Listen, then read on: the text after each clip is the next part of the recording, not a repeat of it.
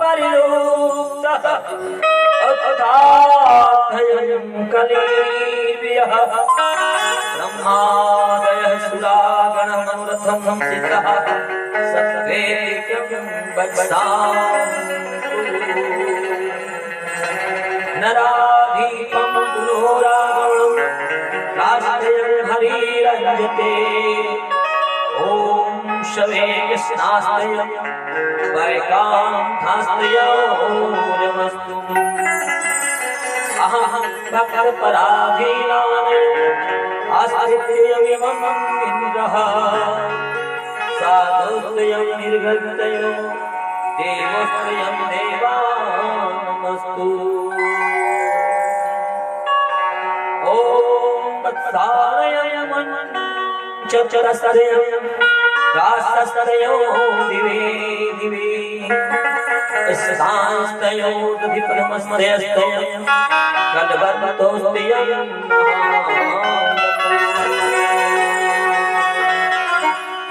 वन्दे देवमापतिं सुरगुरुं वन्दे जगत्कारणं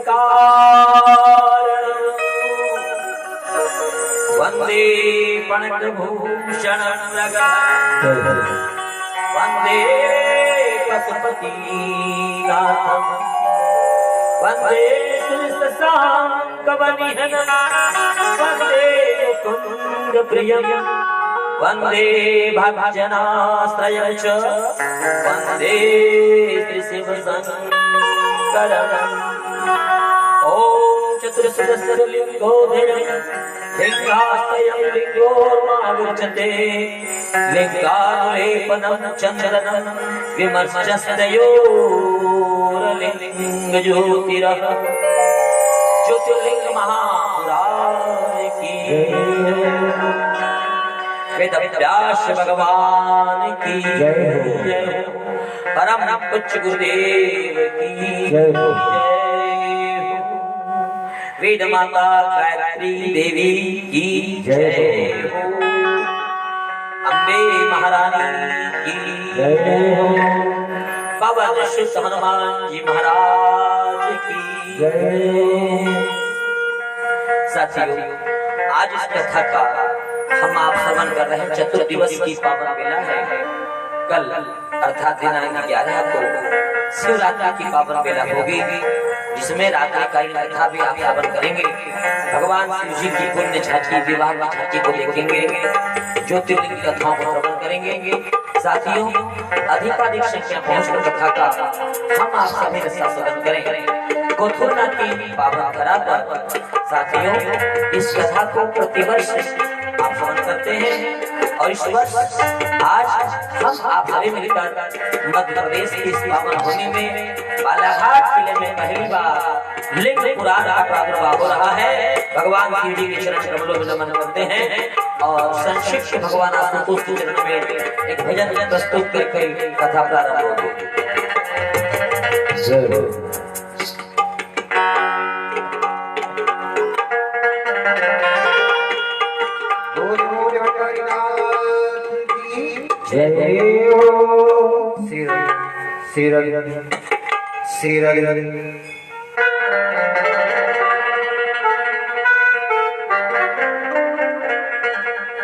सुन महादेवा हो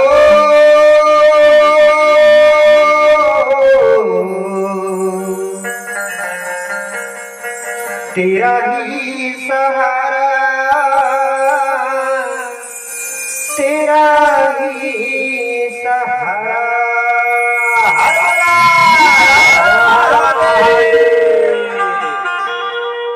भक्त आए हैं तेरे द्वार, भक्त आए हैं तेरे द्वार, भक्त आए हैं तेरे द्वारे भोले बाबा।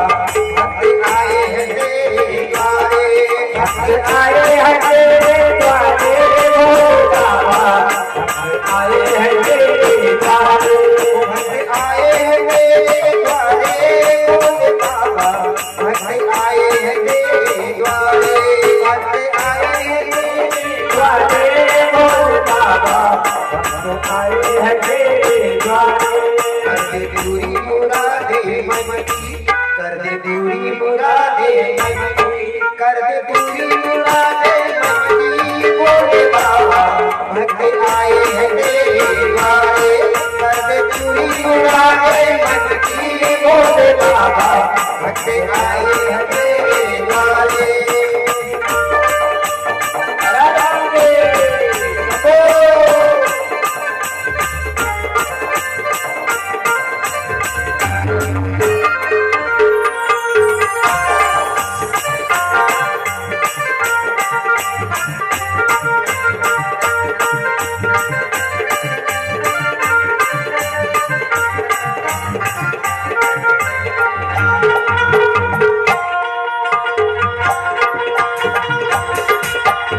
सूर्य महादेवा हो,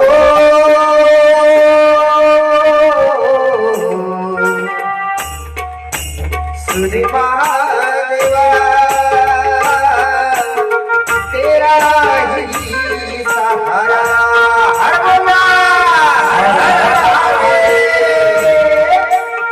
जाके बैठा पहाड़ों पर तू, जाके बैठा पहाड़ों पर तू, जाके बैठा पहाड़ों पर तू। बाबा भक्त आए हैं तेरे द्वारे, जाके बैठा पहाड़ों पर तू। बाबा भक्त आए हैं तेरे द्वारे, भक्त आए हैं तेरे द्वारे। बाबा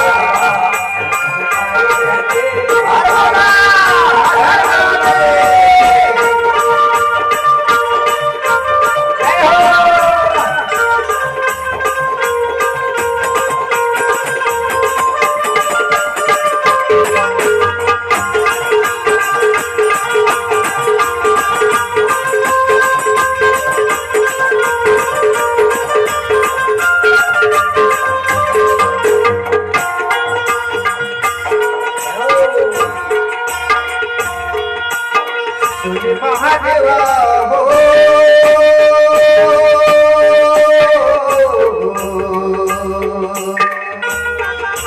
तेरा ही सहारा,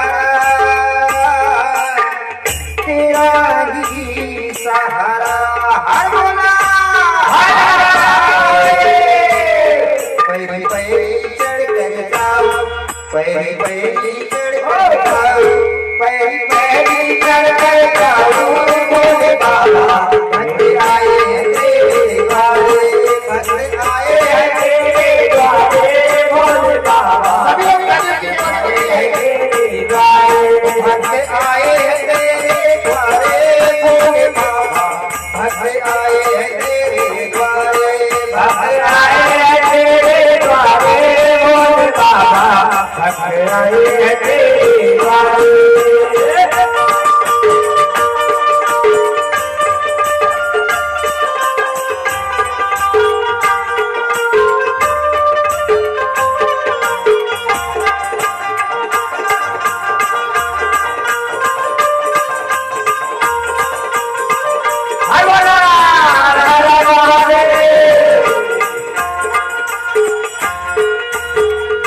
महादेवा हो,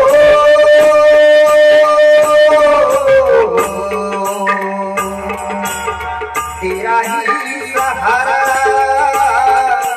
तेरा ही सहारा।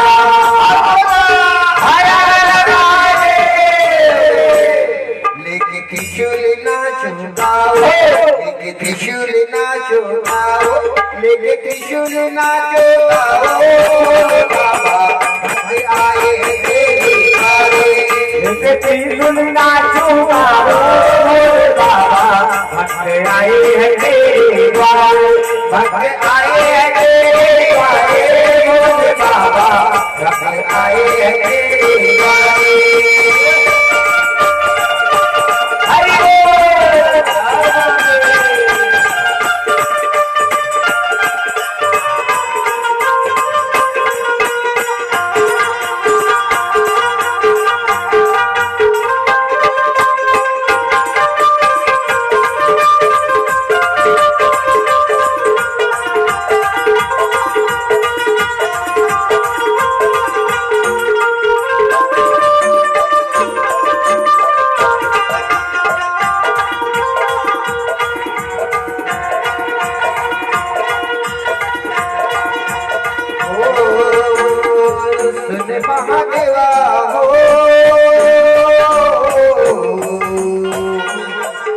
तेरा ही सहारा, तेरा ही सहारा। अरे लेके भांगी धतूरा जाओ, लेके भांगी धतूरा जाओ, लेके भांगी धतूरा जाओ, भोले बाबा भक्त आए हैं तेरे द्वारे, भक्त आए हैं तेरे द्वारे, भोले बाबा भक्त आए हैं तेरे द्वारे, भक्त आए हैं तेरे द्वारे, भोले बाबा भक्त आए हैं तेरे द्वारे, भक्त आए हैं तेरे द्वारे, भोले बाबा भक्त आए हैं तेरे द्वारे, भक्त आए हैं तेरे द्वारे, भोले बाबा भक्त आए हैं तेरे द्वारे। बोल भोलेनाथ की जय हो। बहुत बढ़िया। ऐसा लगा पचमढ़ी में ही अभी हम लोग हैं और साथ ही संभवतः इस वर्ष मेला का आयोजन स्थगित हो गया है पचमढ़ी का। मैं वहीं से हूँ, बड़ा महादेव पचमढ़ी से। ये तो आज इस भजन के जयकारे पचमढ़ी में लग रहे होते हैं। एक साथ हजारों भक्त इस भजन को गाते हैं साथियों। पचमढ़ी की धरा पे भजन की शूटिंग हुई है महादेव की पावन भूमि पर। साथियों हमारे प्रकाश भैया ने आज पचमढ़ी धाम में ही बुला लिया है। एक नमन गौरा पार्वती बोला।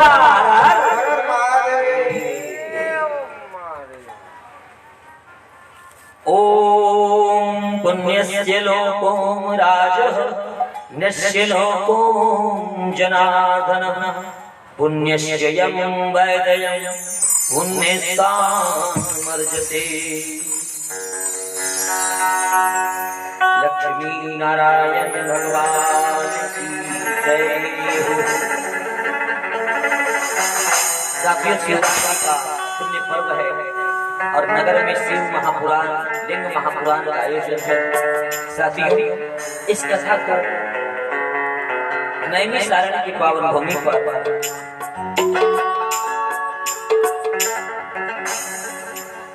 नैमिषारण्य पावन भूमि पर 88,000 मुनिगण कथा को प्रारंभ थी। उस समय साथियों मुनिगणों ने पूछ लिया भगवान हम कथा श्रवण करना चाहते हैं कि भगवान नारायण की कथा को, भगवान शिव जी की कथा को और किस किस ने श्रवण किया और भगवान को बाबा भोलेनाथ जी ने अपना अनुग्रह अपनी कृपा किस किस पर बरसाई, यह कथा हम सुनना चाहते हैं। श्रुतवश्ययं शुक्तं शुश्रस्त्रयं जीवन्तं वावीनश्यं लोकोरः वावस्तुमं विभूतिभिः। इस कथा को किसने सुना श्रवण किया और भगवान भोलेनाथ जी कैसी अपनी कृपा सब पे बरसा देते हैं तो सुनिएगा। शिवरात्रि का पावन पर्व आया है। कल शिवरात्रि के पावन पर्व को हम मनाएंगे। साथियों प्राचीन समय की बात थी, प्राचीन समय की बात थी कि एक जंगल में एक भील रहता था जिसका नाम था गुरुद्रह। जंगल में भील रहता जिसका नाम है गुरुद्रह। वह पैसे से चोरी करता था, पशुओं का वध भी करता था। एक बार शिवरात्रि के दिन, शिवरात्रि का पर्व था, वो तो चोर व्यक्ति उसे थोड़ी पता है, उसे मतलब भी नहीं शिवरात्रि से और महारात्रि से। भाई चोर उसे तो चोरी से मतलब है, उसका धर्म ही चोरी करना है, उसका काम ही चोरी करना है। तो एक बार की बात ये कथा श्रवण करवा रहे हैं साथियों नैमिषारण्य की पावन भूमि पे लिंग पुराण के अंतर्गत सूत जी ऋषि 88,000 मुनियों को कहते हैं कि बाबा भोलेनाथ जी अपने भक्तों पर कैसी कृपा बरसाते हैं उसे आप और सुनिएगा। प्राचीन समय की बात थी कि ये जंगल में भील रहता है, जिस भील का नाम है गुरुद्रह, उसका परिवार भी रहता था। एक बार की बात थी भील पैसे से चोरी करता था, चोरी था।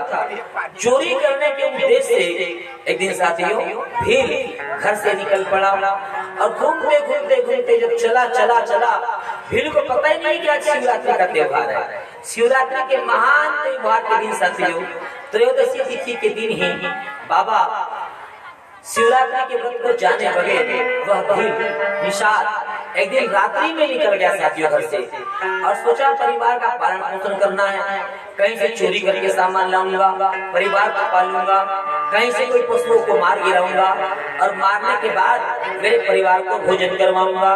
ऐसा मन में निश्चित किया। एक फिर नहीं कथा सुनिएगा। हर हर महादेव शंभो। बाबा भोलेनाथ जी वो अवघड़ दानी है, वे कैसे अपने भक्तों पे दया करते हैं, आप कथा को सुनिए। हर हर महादेव शंभो। सूची ऋषि कहते हैं कि परमात्मा में अनुराग बढ़ाने के लिए, भगवान शिव की कथा में प्रेम बढ़ाने के लिए 28,000 मुनियों को कथा श्रवण करवाई जा रही है। कि प्राचीन समय की बात है, भील है जिस जो भील पैसे से चोरी करता है, पशुओं को मार कर खा जाता है।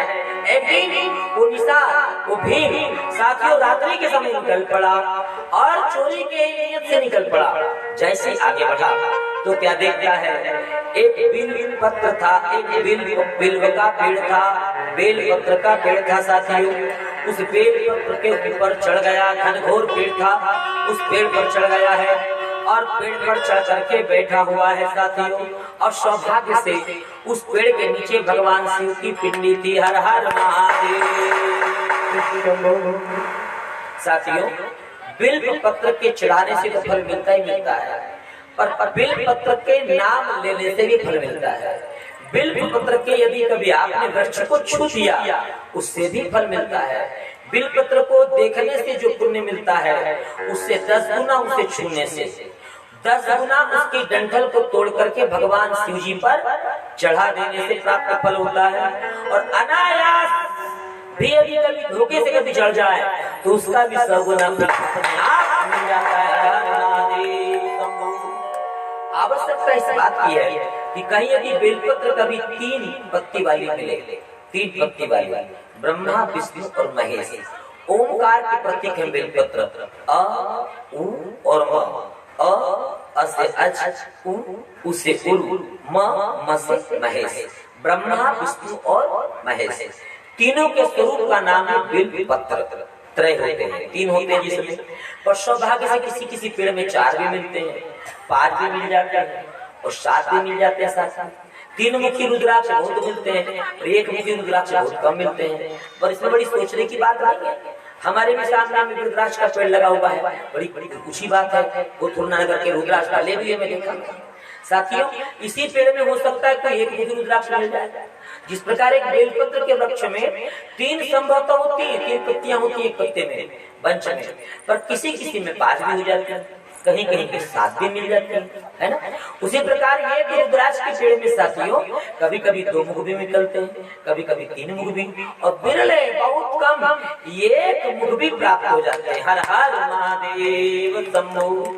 ठीक उसी प्रकार बेलपत्र का भी नियम है, यदि कहीं 3 बेलपत्र मिल रही है, साफ सुथरी स्वच्छ मिल रही है, बिना कटी बिना फटी बीटा टटी कभी मिल रही है, उस बेलपत्र को परमात्मा नारायण पे अवश्य चढ़ाने, भगवान शिव पे अवश्य चढ़ाने। तो क्या करें, उसकी डंठल को तोड़ देंगे। डंठल यदि एक्सेस में बचा हुआ है तो परमात्मा पर उभार है। हर हर महादेव शंभो। की शिवलिंग में आधा भाग भगवान शिव जी, तो आधे भाग में माता पार्वती विराजित हैं, अर्थात अर्धांग बाबा शिव जी के साथ में शिवलिंग में भगवान शिव जी प्रतीक चिन्ह के रूप में विराजित होते हैं। लिंग का शाब्दिक अर्थ होता है प्रतीक चिन्ह, प्रतीक चिन्ह, भगवान का आकार रूप, निराकार रूप और साकार रूप। साथियों अभी देखिएगा ये जो तार आया है इसमें बिजली है कि नहीं, प्रकाश इसमें बिजली है, दिख रही है क्या? नहीं दिख रही है। इसे हाथ में लगाया तो करंट नहीं लगी क्योंकि दिख ही रही है। पर यदि इसका इंसुलिन ऊपर का कभी चमड़ा छील दिया जाए, त्वचा निकाल दी जाए और फिर हाथ लगा के देखो कितना मजा आएगा। हर हर महादेव शंभो। फिर आभास होने लगेगा। साथियों उसी प्रकार परमात्मा भी हर जगह विराजित है। मेरे नारायण भगवान शिव, भगवान आदि शक्ति माता जगदम्बिका हर स्थान पर विराजित है, पर उसके ऊपर भी इस वायर के भांति ऊपर त्वचा ऊपर चमड़ी लगी हुई है, हर हर महादेव, और कौन सी चमड़ी लगी हुई है? वो कौन सी त्वचा लगी हुई है? माया का आवरण, हमारे ऊपर भी माया का ही आवरण। इस प्रकार आप खेत में धान बोते हैं, आपने धान बोया, परमात्मा ने उसे सुरक्षित रखने के लिए इसके ऊपर एक आवरण रखा हुआ है, उस पर छिलका रखा हुआ है। उस छिलके को हम उस धान को लाते हैं, हलन में ले जाते हैं, मशीन में ले जाते हैं और पीस करके उसके छिलके को निकाल देते हैं। ठीक उसी प्रकार साथियों, हमारे ऊपर भी माया का आवरण है। अब ये माया का आवरण कैसा हटेगा?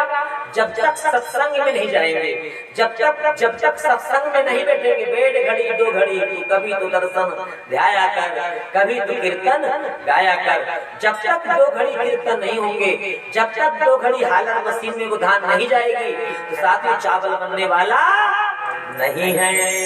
चावल बन जाने के बाद भी उसे भात बनाने के लिए मेहनत अलग रहती है। इसी कारण साथियों, भगवान कन्हैया को दही भात पसंद है। कौन सा? 56 प्रकार के भोग तो लगते हैं, पर पहला भोग भगवान का दही भात का ही है। कभी आपने दही भात नहीं लगाया है तो जो 55 प्रकार के भोजन है वो व्यर्थ चले गए। भात से ही भक्त शब्द की उत्पत्ति हुई है। हर हर महादेव। भात किससे भैया? भात शब्द से ही भक्त शब्द की उत्पत्ति हो रही है। हर हर महादेव शंभो।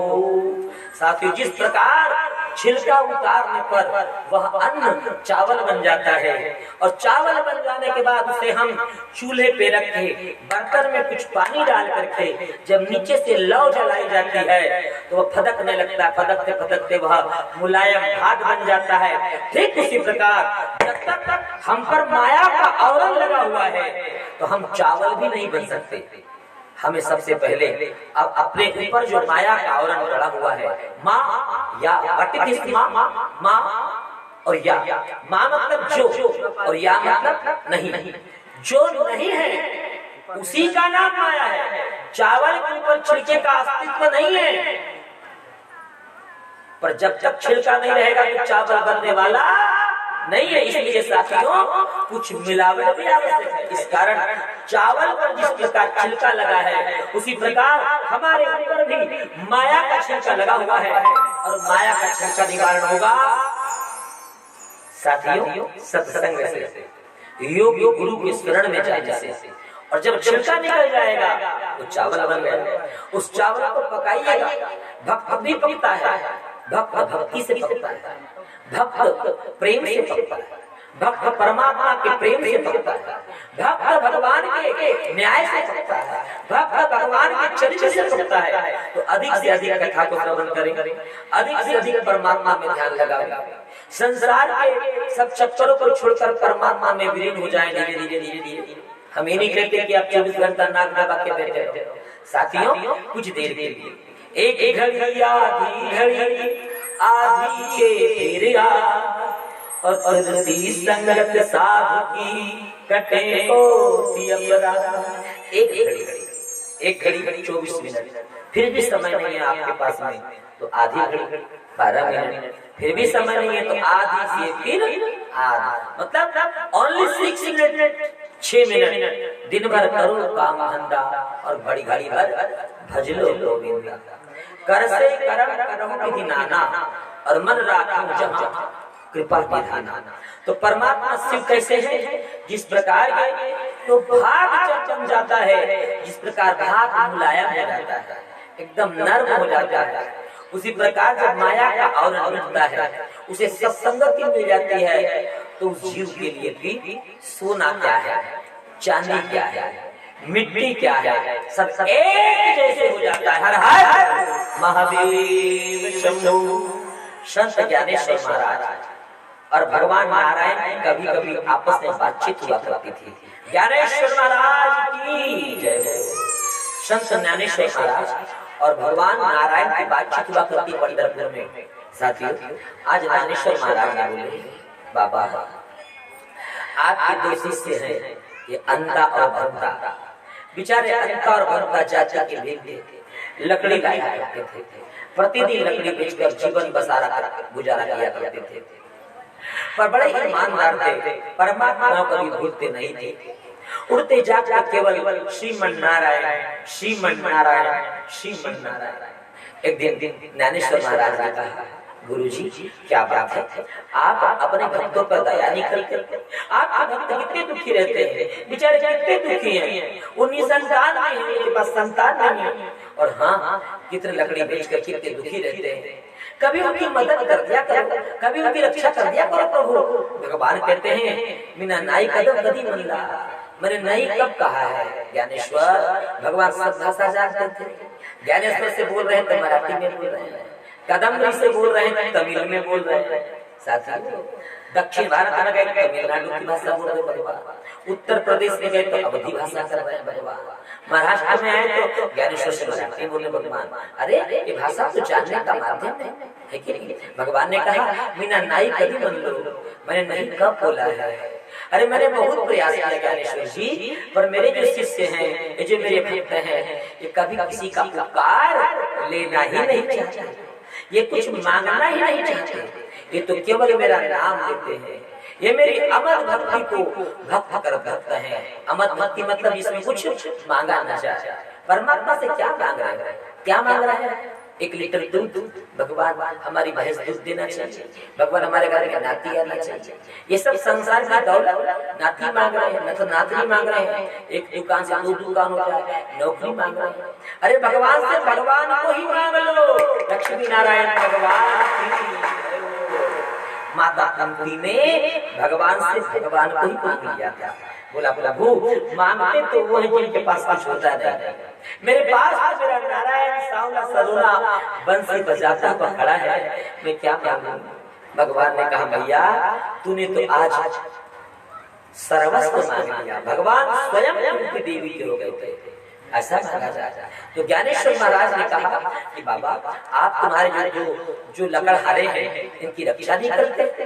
बोले मैं प्रयास तो करता हूँ पर ये चाहते ही नहीं है। अच्छा भक्त कैसा होता है? भात के जैसे होता है, मुलायम होता है। उसके लिए धन सोना क्या, चांदी क्या, हीरा क्या, मोती क्या और मिट्टी क्या, सब एक जैसे। वो सब में परमात्मा को ही देखता है साथियों। अच्छा ये बात है। बोले परीक्षा लेते हैं। आज साथियों अंता और भंता ये दोनों नाम है, बड़ी प्रसिद्ध कथा है ये ज्ञानेश्वर महाराज की ज्ञानेश्वरी गीता में। हर हर महादेव शंभो। साथियों अंता और भंता दोनों जब चले लकड़हारे, भगवान ने आज अपने हाथों से ही लकड़ियां काट कर रख दी। आज जरूरत नहीं लकड़ी ले लेंगे। और ज्ञानेश्वर जी के साथ कहते, ज्ञानेश्वर आप कहते थे ना एक साथ रखते हैं। दोनों ने देखा, अरे अरे अरे अरे कि कोई लकड़ी भूल गया है काट करके, इसकी सुरक्षा कर देते हैं, गीले हो जाएगी। दोनों ने मिलकर उसे और ढाक दिए पर उसकी लकड़ी नहीं ले गए। बोले कोई मेहनत की व्यक्ति है। ज्ञानेश्वर देखा आपने, इन्होंने उपकार नहीं लिया। दूसरी परीक्षा ले रहे साथी। आज जब दोनों दंपति लकड़ी के लिए जा रहे थे, भगवान नारायण ने साथियों एक जवाहरत हीरे के सिक्कों की पोटली एक बहुत हीरे के सिक्कों की पोटली रोड पर सड़क पर फेंक दी भगवान, और 2-4 सिक्के ठाकुर साहब और आजू बाजू छोड़ दिए ताकि ध्यान जाएगा। 2-4 सिक्के भगवान ने और आजू बाजू फेंक दिए, और किनारे में अदृश्य रूप में साथियों ज्ञानेश्वर महाराज के साथ में खड़े हो गए। साथियों जैसे ही घंटा ने देखा कि मेरी पत्नी पीछे से आ रही है, अरे अरे अरे ये सिक्के गिरे हैं, इस पोटली में भी सिक्के पड़े हैं, कहीं मेरी पत्नी की नजर पड़ जाए तो कहीं नियत डामाडोल न हो जाए। इस कारण कुछ मिट्टी को उठाकर पति देवता उन सिक्के पर डालने लगे ताकि मेरी पत्नी की नियत डामाडोल न हो जाए। पर जब पति ने सिक्कों पर मिट्टियां डाल रहे थे, उस समय ताली चाहूंगा आपकी कि जैसे ही साथियों मिट्टी डाल रहे थे, उसी समय पत्नी ने पीछे मुड़ के देखा। पता है क्या बोलती है? स्वामी ये क्या कर रहे हो? अरे मिट्टी के ऊपर मिट्टी क्यों डाल रहे हो? कितना सुंदर जवाब। अरे मिट्टी के ऊपर मिट्टी क्यों डाल रहे हो? ओहो बंदा बोला अरे मैंने सोचा था कहीं हीरो को देखकर, मुद्राओं को देखकर तुम्हारी नीयत ना बदल जाए, पर तुम तो मुझसे भी 2 कदम निकली। अरे मैंने तो उन्हें हीरे सोचा था, पर तूने तो उसे मिट्टी ही में चाहा। तो भक्त कैसा होना चाहिए? भाग के जैसे, और भाग शब्द से ही भक्त शब्द की उत्पत्ति होती है। हर हर महादेव शंभो। सिया राम मैं सब जग जानी, और करम प्रणाम चोरी जुजु पानी। तुम्हारे बाबूजी एक बार चित्रकूट के घाट पर बाबा तुलसीदास जी रामचरितमानस लिख रहे हैं, और लिखते समय एक चौपाई लगी थी, सिया राम मैं सब जग जानी, करम प्रणाम चोरी जुजु पानी। साथियों, उसी समय नंदेश्वर महादेव जी वहीं पर खड़े थे, एक बालक का रूप लेकर के आ गया। अब पूछ लिए, आज तुलसीदास जी की परीक्षा हो रही है। कहते हैं बाबा, ओ बाबा ये क्या लिखे हो, इसमें क्या लिखा है बाबा, हमें बताओ तो इसमें क्या लिखा है। तुलसीदास जी कहे अभी हम देख रहे हैं डिस्टर्ब करता है हमें, बाधा उत्पन्न हो रही है।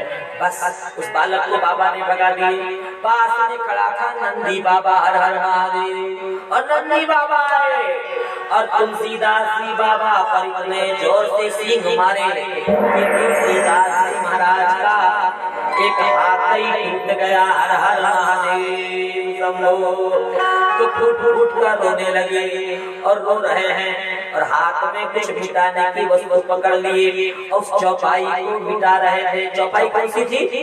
सिया राम मैं सब जग जानी, और करम प्रणाम चोरी जुग पानी। उतने में तुलसीदास जी महाराज आए, और तुलसीदास जी कैसे हनुमान जी महाराज आए, और हनुमान जी महाराज कहते हैं तुलसीदास क्या बात है, आप इस चौपाई को क्यों मिटा रहे हैं, आपके मिटाने का प्रयोजन क्या है, और आपका हाथ क्यों खराब हो गया। साथियों, तुलसीदास जी महाराज कहते हैं कि हनुमान जी महाराज कुछ नहीं, मैंने चौपाई लिख दी थी कि सिया राम मैं सब जग जानी, और करम प्रणाम चोरी जुग पानी। इसमें मेरे राम जी का नाम पीछे है और सीता जी का नाम आगे है। मुझसे गलती हो गई, इस कारण मुझे आकर पैर ने मारा है। हर हर महादेव। तो मैं चौपाई मिटा रहा हूँ, पर ये चौपाई मुझसे मिट नहीं रही है। तुलसीदास जी ने जब ऐसा बताया, हनुमान जी महाराज कहते हैं वो चौपाई मिटने वाली नहीं है। बोले क्यों? बोले बाबा पहले बताओ इस चौपाई का अर्थ क्या है, जैसे ट्रांसलेट, इसका ट्रांसलेशन क्या है, इसका अनुवाद क्या है, इसका अर्थ क्या है। तो तुलसीदास जी कहते हैं इसका अर्थ है कि सारा संसार, सारे संसार को मैं सिया राम की तरह मानता हूँ। हर हर महादेव। सारे संसार में मैं सिया राम को ही देखता हूँ। अच्छा ओ स्वामी, तुम सारे संसार को सिया राम के समान मानते हो, तो फिर तुमने उस जो लड़का जो आपसे बोलने आया था बाबा क्या लिख रहे हो, उसमें सिया राम क्यों नहीं देखे? इसीलिए यार बैल ने मारा है। जब सारे जगह सिया राम है तो बैल में भी तो सिया राम है, बच्चे में भी तो सिया राम है। आज बाबा गोस्वामी तुलसीदास जी की परीक्षा हो जाती है। हर हर महादेव शंभो। साथियों, आज परीक्षा हो रही है। एक निषाद शिवरात्रि के दिन साथियों अचानक चल दिया। कहाँ चला गया? जंगल चला गया है और बेलपत्र के पेड़ पर चढ़ गया है। अरे बेलपत्र कभी टूटी हो, फटी हो, कटी हो, कैसे भी हो, बेलपत्र का चूड़ा भी भगवान शिव को प्यारा है। हर हर महादेव शंभो। बेलपत्र के बहुत से गुण हैं। पहला गुण तो बेलपत्र का यह है साथियों कि किसी भी प्रकार के शरीर में यदि कोई व्याधि उत्पन्न हो रही है तो चरक संहिता में स्पष्ट लिखा हुआ है। आयुर्वेद के देवता है चरक, सुश्रुत और साथियों धनवंतरी महाराज। हर हर महादेव शंभो। कि बेलपत्र को भगवान का नाम लेकर और संभवतः हो सके तो शिव जी पे चढ़ा करके वो डबल असर करेगा। शिव जी पे चढ़ा करके बेलपत्र के कोमल पत्तियों को कभी 8 दिन तक निरंतर कभी खाया जाए तो साथियों मेरी शुगर तो घटी है। हर हर महादेव। 475 सुगर वाला आपके सामने बैठा है और बोला हर हर महादेव शंभो। जैसे चेक करवाया पेपरिया में और इतनी सुगर में आपको चश्मा लग जाएगा। मैंने 0 पॉइंट का चश्मा भी बनाया। पर साथियों जैसे ही मैंने मुझे ज्ञात हुआ मेरे मंदिर में ही बेलपत्र के बड़े बड़े पेड़ लगे हैं। बस सुबह से मैंने बेलपत्र खाना प्रारंभ कर दिया। लिखा तो था 3 खाना, मैंने 6 खाया। हर हर महादेव शंभो। और कोई इलाज नहीं, तब तक कोई दवाई नहीं। उसके बाद देखा साथियों सीधे 130 मेरी शुगर हो गई। हर हर महादेव शंभो। अभी तो बेलपत्र के अभाव में टेबलेट खा लेता हूँ, तो अभी मेरी 106 109 शुगर अभी है। साथियों एकदम परफेक्ट इलाज। हर हर बेलपत्र के और बहुत से गुण हैं साथियों। High BP, high blood pressure, इसे भी दूर करने वाली औषधि बेलपत्र ही है। यहाँ तक कि कैंसर के विषाक्त अणु कणु कभी आपके शरीर में प्रवेश कर रहे हैं। ये प्लास्टिक में जो हम भोजन कर रहे हैं, ये प्लास्टिक के पत्तल में जो खा रहे हैं, ये प्लास्टिक के एक गिलास में गरम गरम जो चाय पी रहे हैं, इससे जो एलेथिन पोलेथिन जो निकल रहा है, ethyne मेथिन propane butane hexane non deck, ये साथियों मेथेन के फॉर्मूले हैं। तो उनमें जो विषाक्त शरीर में विष प्रवेश कर रहा है, क्योंकि झिल्लियां बन रही है, गंदे चीज से बन रही है। एक झिल्ली आई, वही फिर से कारखाने में गई, फिर से बोतल बन के निकल गई, फिर वो बोतल कारखाने में गया, जूता बन गया, फिर जूता गला तो फिर अचार की बोतल बन गई, और हम उसमें प्यारा प्यारा अचार भर के खाए जा रहे हैं, जूते में खा रहे हैं। हर हर महादेव खा रहे कि नहीं खा रहे हैं। कभी जूता बना, आज बोतल बन गया, आज बोतल बना, कल प्लास्टिक बन जाएगा, उसमें खा रहा है। तो उससे जो विष अंदर प्रवेश कर रहा है, उस विष को दूर करने के लिए भगवान शिव जी की बेलपत्ती अमूल्य औषधि है। हर हर महादेव शंभो।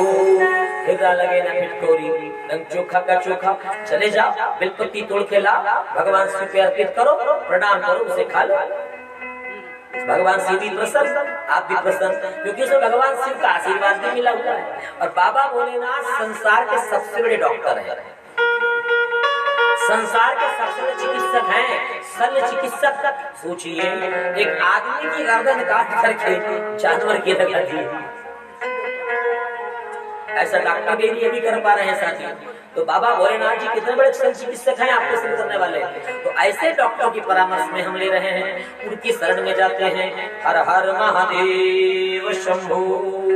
एक बात याद रखिए साथियों, छोटी छोटी मगर मोटी मोटी बातें घर में कभी भी एक जैसे 3 शिवलिंग एक स्थान पे कभी न रखें। हर हर महादेव शंभो। घर में एक गीता से बड़ी मूर्ति कभी नहीं होना चाहिए। एक गीता जो घर का मालिक है उससे एक गीता अर्थात 12 उंगल से ऊंची मूर्ति घर में नहीं होनी चाहिए। और यदि घर में है तो उसकी प्राण प्रतिष्ठा हो। चल और अचल 2 प्रकार की प्रतिष्ठा होती। चल हमको दीवार लीपना है, दिवाली में दीपावली में लीपना है दीवार, तो उस समय साथियों हमें भगवान यहाँ से वहाँ रखने पड़ते हैं। इस कारण घर में कभी भी चल स्थापना होनी चाहिए और 12 उंगल से बड़े भगवान नहीं होने चाहिए। घर में पूजा स्थल में साथियों भगवान का तांडव रूप और माता काली की विशाल प्रतिमा कभी पास में न रखें। हर हर महादेव। घर के दीवारों में घर के दीवारों में साथियों क्या करें, हमें 2 उड़ते हुए कबूतर लगाना है मुख्य गेट पर, हमें भागते हुए 2 घोड़े लगाना है, ये उन्नति के प्रतीक है ना। ये ना करें कि घर में जो पैर पोछनी होती है उसमें मैंने ये देखा था, घोड़े भाग रहे हैं, पैर पोछने में पैर रख रहे हैं, कैसे उन्नति होगी साथियों। ये लगाएं। नंबर 3, ये स्थान पर बहुत सारे भगवान भर के ना रखें, डलिया भर भगवान ना रखें, कम रखें। क्यों ऐसा ये बताइए। एक ही मकान में सोनी जी बैठ गए, एक ही मकान में बांगरे जी बैठ गए, एक ही मकान में नीनाबे जी बैठ गए, एक ही मकान में सब लोग बैठे हैं। तो एक ही परिवार एक ही मकान में सब परिवार रह सकते हैं क्या? पटले जी वहीं पे, रामलाले जी वहीं पे, भट्ट जी वहीं पे, तो ऐसा रह सकते हैं क्या? नहीं रह सकते ना। तो जब हम नहीं रह सकते भगवान कैसे रहेंगे? हम उठाए एक ही रुमाल से भगवान की नाक पूज दी शंकर जी की, उसी रुमाल से हमने राम जी की पूज दी। ये तो कोरोना का कारण है। हर हर महादेव।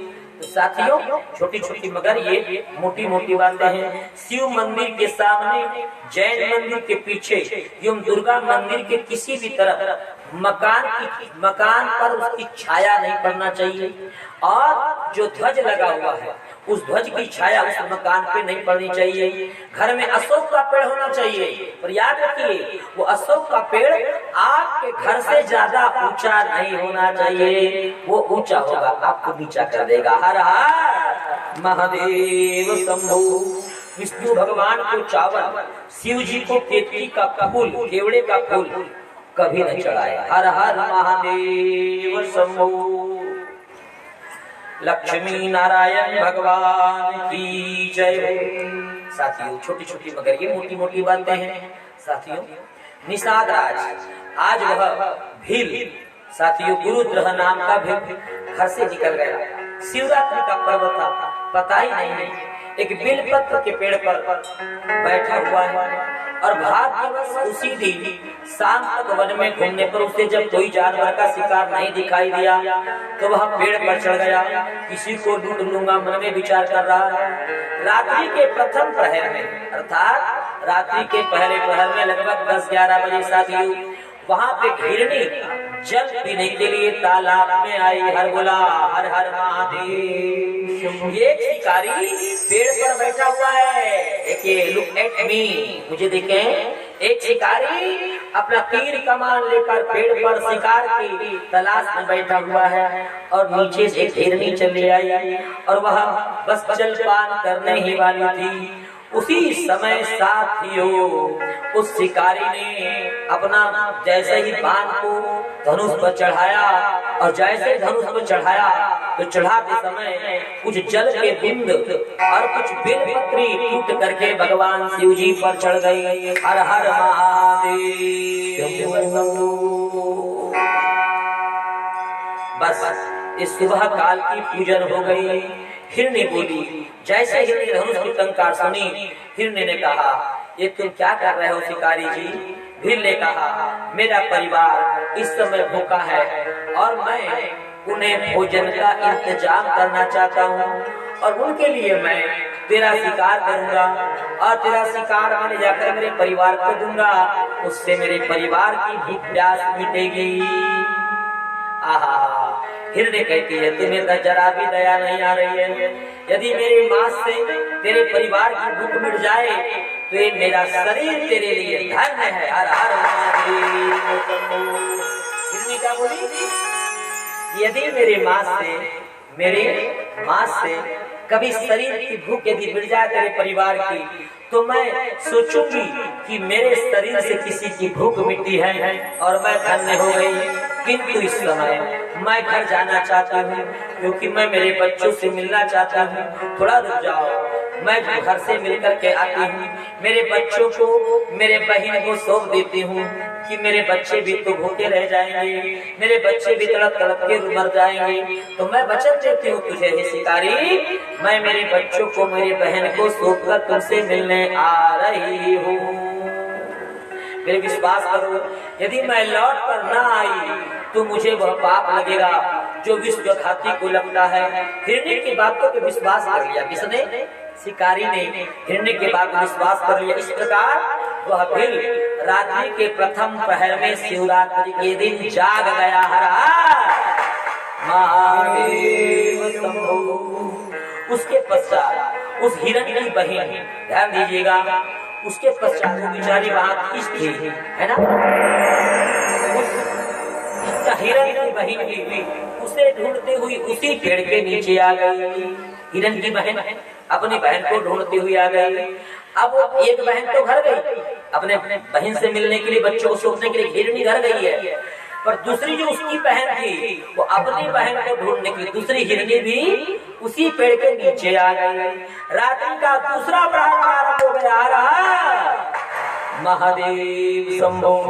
और जैसे वो हिरनी पुनः आई और फिर पानी पीने का प्रयास करने लगी, तो साथियों देखते ही देखते शिकारी ने फिर बाण चढ़ाया, है ना, फिर बाण चढ़ाया, और फिर बाण जाके जैसे टंकार करने वाला था तो उसी समय साथियों बेलपत्र में कुछ जल की बूंद थी, पानी था, वह पानी हिल गया तो जल की बूंदे भगवान शिव पर पड़ने लगी और कुछ बिल पत्र टूटकर पुनः भगवान शिव जी पे चढ़ गई। हर हर महादेव शंभो।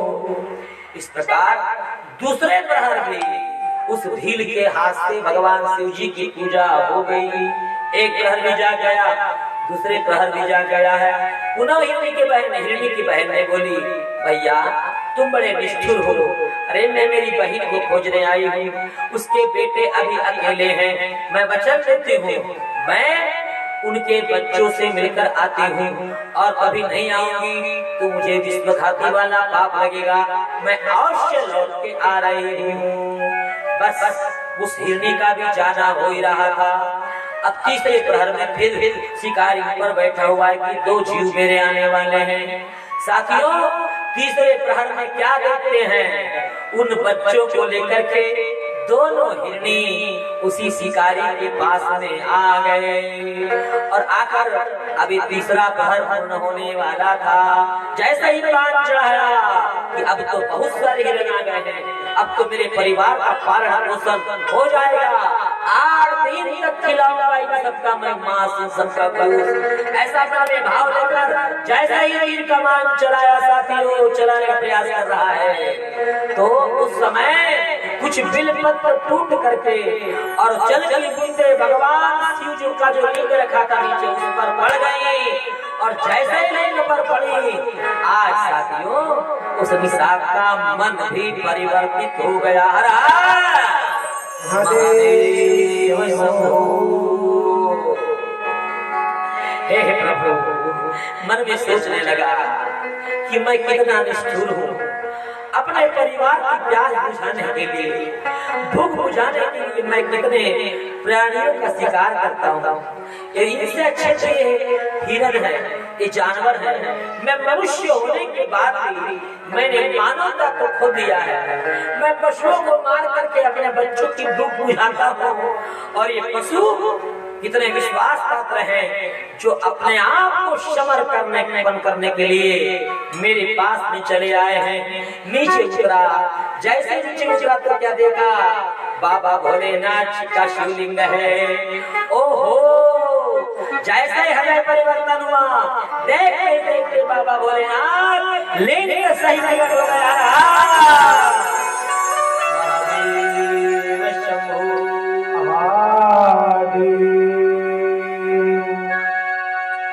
नमामि शंकर नमामि हर हर, हरि नमामि भोले महेश्वरा, हरि नमामि पारब्रह्म परमेश्वरा, हरि नमामि भोले नमः। हरे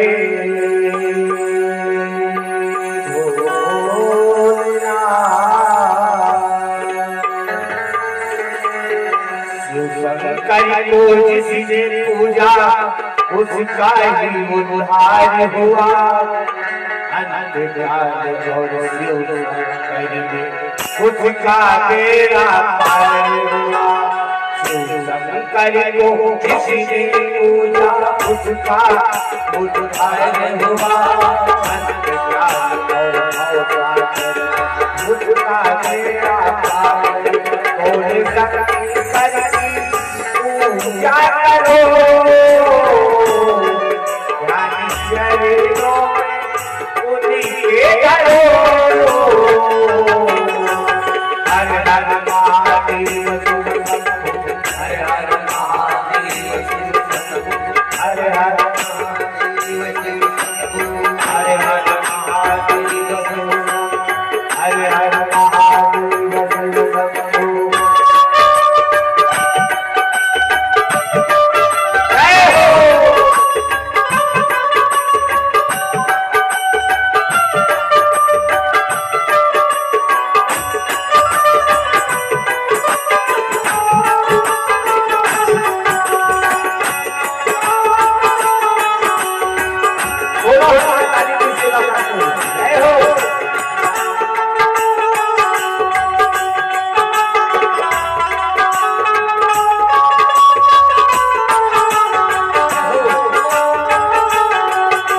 वाला है जग में दयालु वाला, डमरू वाला है जग में दयालु वाला।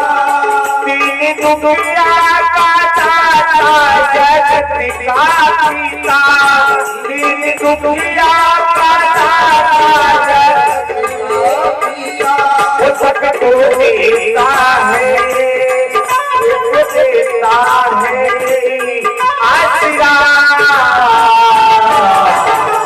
पावन चरणों में अर्पण जो निकाल हुआ, पावन चरणों में अर्पण जो निकाल हुआ।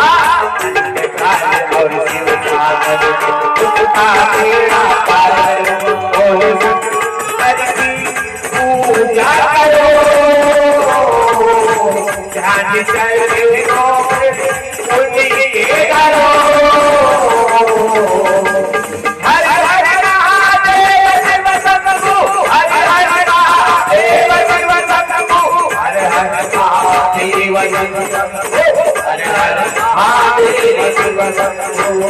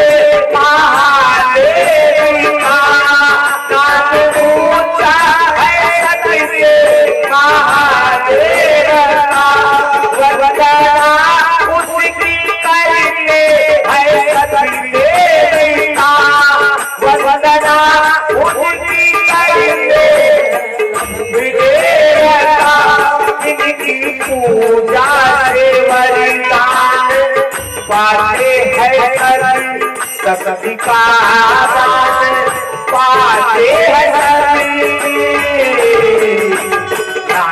सुराई सब पर भोले का कार्य हुआ।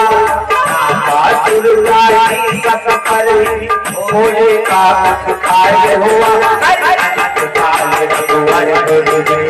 उसका मेरा कार्य हुआ। भोले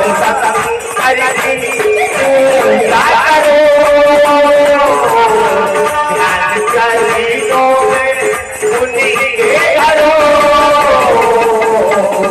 हरि हरि हरि महादेव शिव शंभु, हरि हरि महादेव शिव शंभु, हरि हरि महादेव, हरि हरि महादेव शिव शंभु।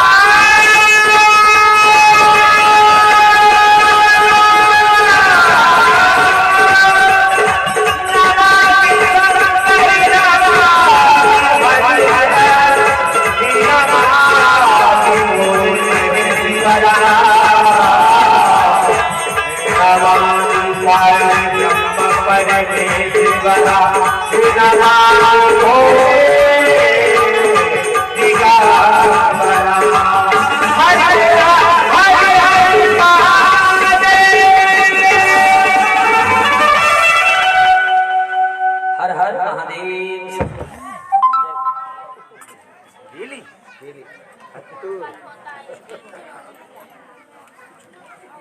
राम